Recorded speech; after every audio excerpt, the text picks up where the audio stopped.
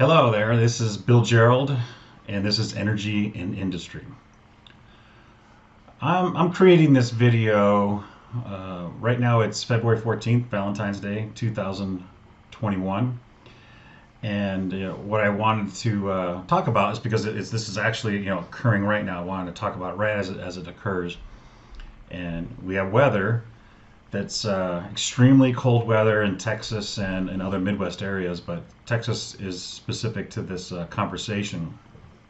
And I want to talk about how cold weather in Texas affects energy prices and electricity prices in California.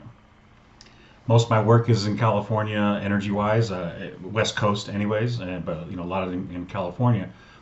And I think it's interesting, dynamic here, and I think it gives an opportunity to see how things are interlinked in our country. So, as I said, extremely cold in Texas, and so electricity prices are very high right now, and because there's people using energy to try to stay warm, and a problem that's occurring right now is there's a lot of wind power in Texas, and that's great. Renewable power is definitely important for our future.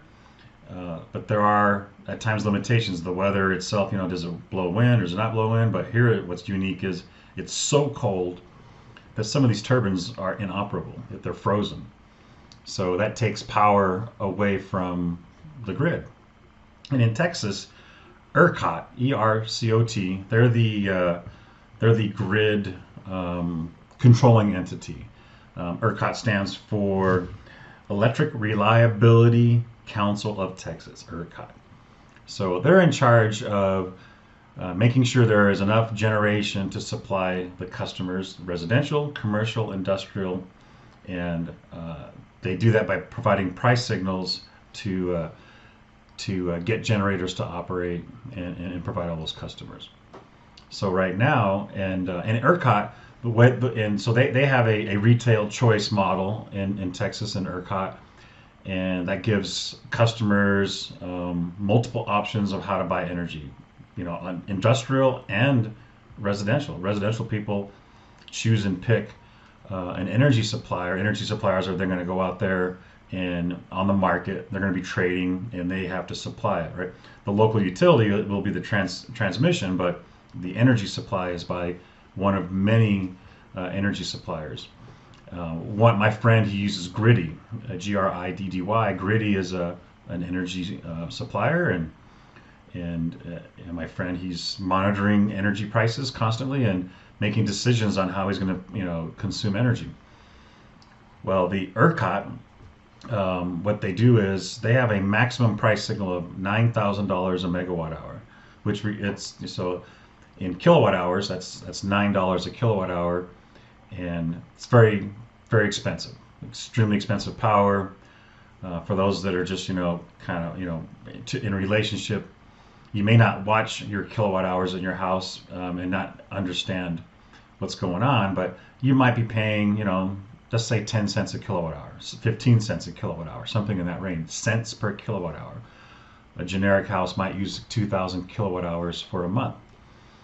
Well, now instead of 10 or 15 cents, now a customer right now would be paying $9 a kilowatt hour. Huge price increase. Now this has to happen because the customers are using it, trying to stay warm if you're on electrical. Now, because the wind power is being limited, power generation is coming, quite a bit of it's coming from natural gas. So the natural gas pipelines are providing the energy source for these generators. And so what happens is supply and demand, the market structure of natural gas is it's a commodity that's traded.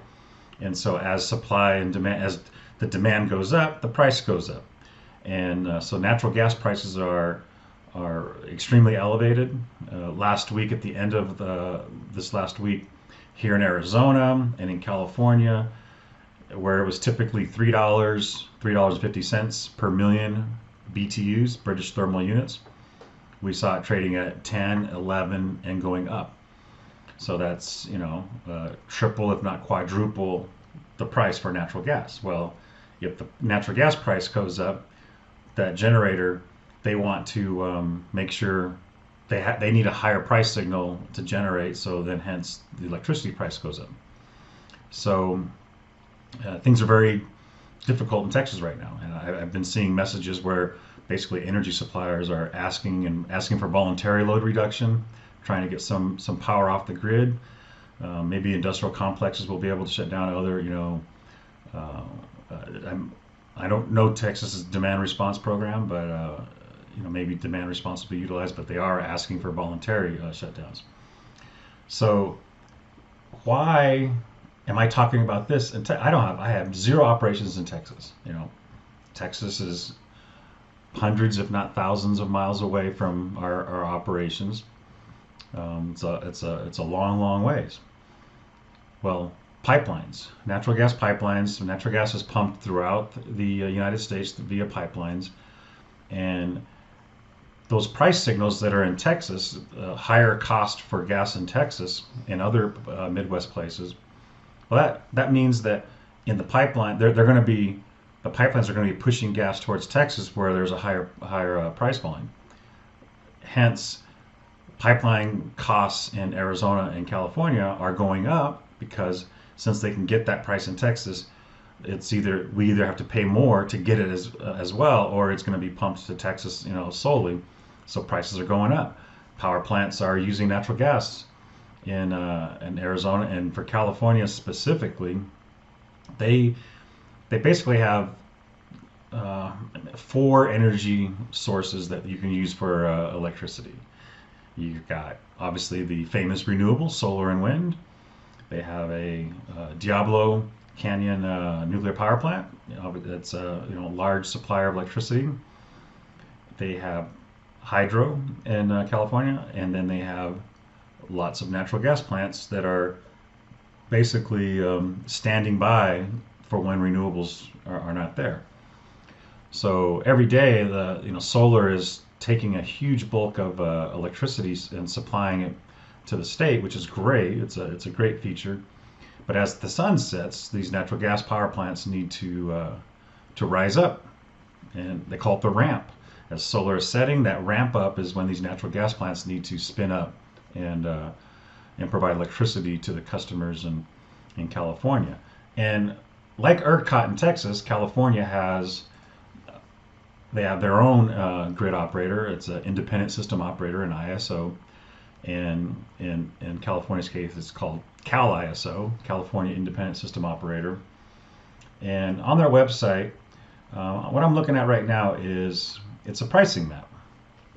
And in this pricing map, it's showing all these nodes, and at each node there's a price point, and for energy customers in that area, you need to, that's the price you're going to pay for electricity, and also generators, that's the price they're going to earn for supplying electricity. And once again, these independent system operators, they use these prices to their triggers, their toggle switches to turn on and off these power plants and get them functioning. And right now, what we're seeing on the screen is prices are high because, as I said, the sun is set. Right now, for me, it's 7:30 local, so it's 6:30 in California. And so the sun is setting and prices are going up to get these natural gas generators online. Now, it's actually much higher than a typical February. It's the weather's beautiful. There's not high temperatures, not low temperatures. It's just really nice.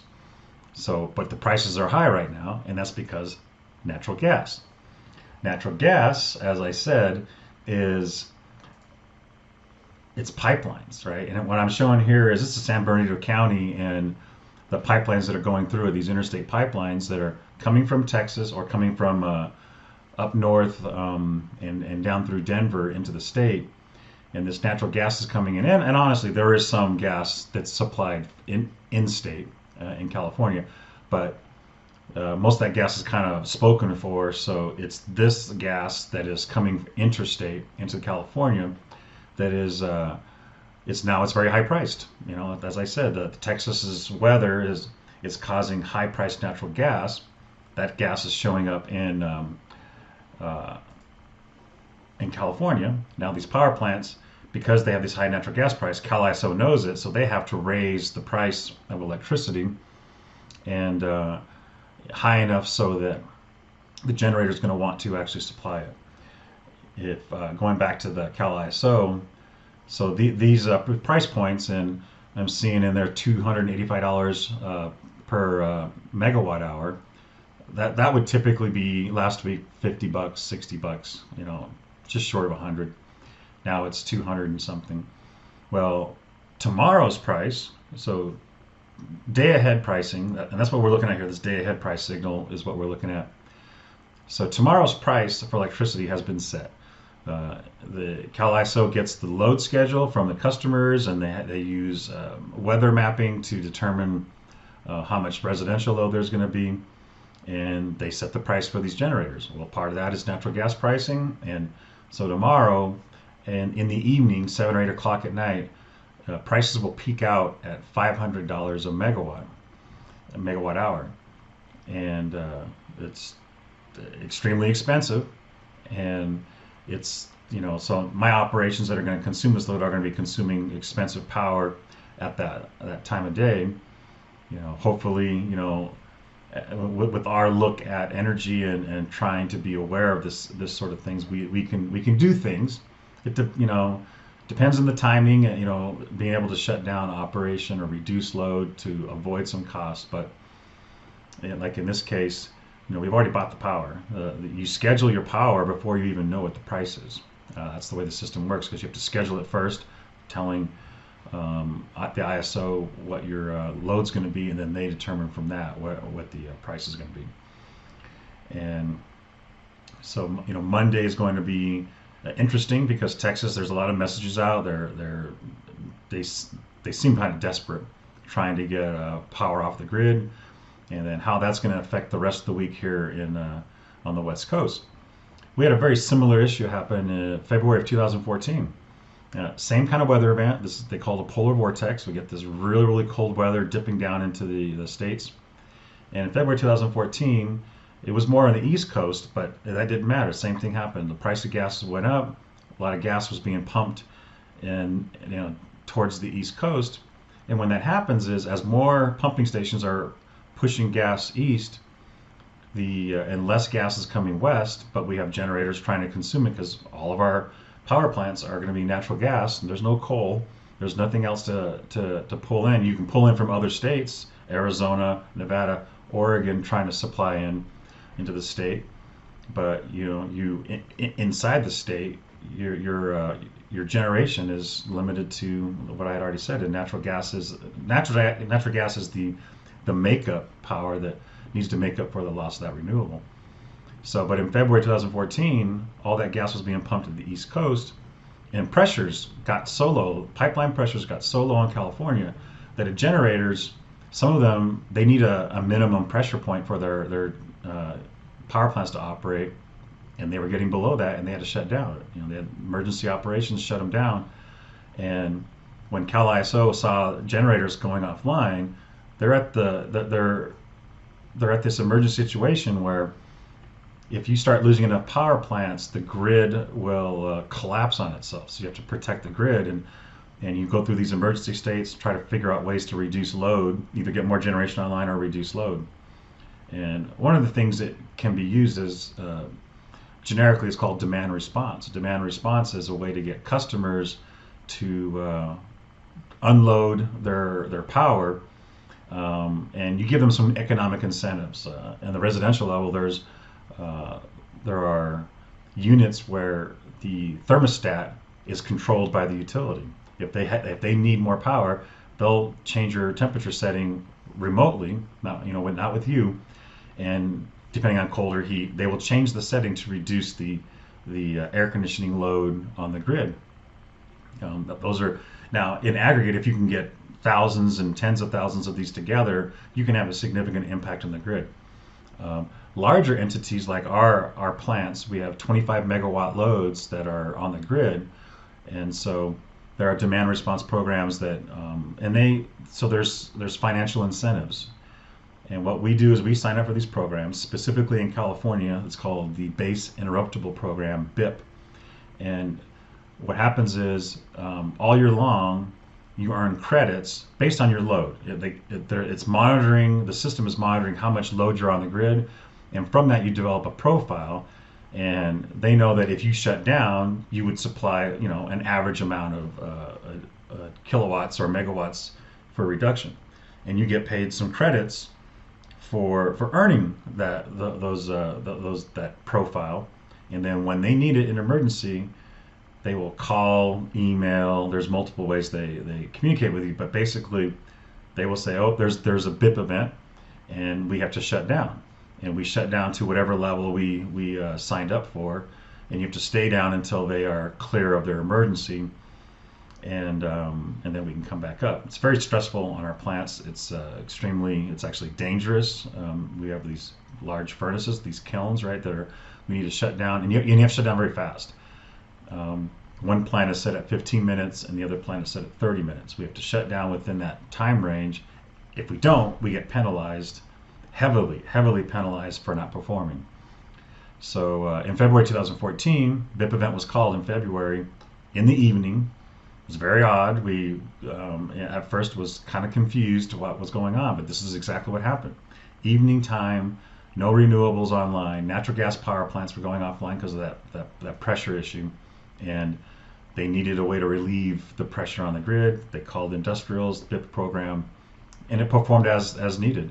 There is almost a gigawatt of power that can be reduced in that 15 to 30 minute times, and that's a lot of power. And that's it would take a whole bunch of air conditioning units to get to that same gigawatt. And I've always felt like this program is worthwhile. The financial incentive we get, that money is worth it. It's like insurance, like car insurance, right? You pay into that hoping never to use it, but then when you do use it, it's extremely valuable, and it saves the grid in these emergency situations. So like I said, I just thought I'd share that, and I think it's interesting. I'm going to keep monitoring this. I've been telling my plants to keep an eye on the tomorrow on our power, and be very aware that who knows, Monday and Tuesday are very, very delicate times for Texas, and it could cause a BIP event, and it's definitely going to cause high prices for electricity. We see that.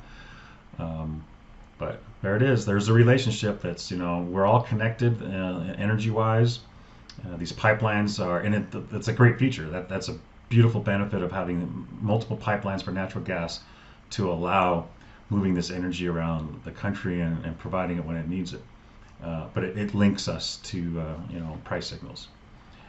So I think that's my story. Maybe we'll chat again tomorrow if, to see how this all turns out. Thanks a lot. Bill Gerald, Energy and Industry.